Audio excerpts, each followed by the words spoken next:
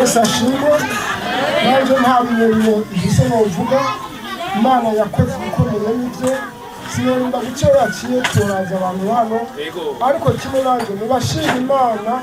ni uwa mbere amen Amen. nibicaye Imana yamukuye ubuzima ibintu byasize ubwenge reka tutwegeranirize muri iyi korasi tuvuga ngo aho data na mama batabaye yarahabaye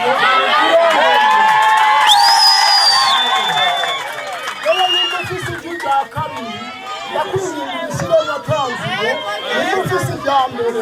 ibishyire matanzire ahari abagabo ntiyamubara mushyire mu nzu rya gazi Mubasaba amatelefone bamere nk'abegera batanga akanya.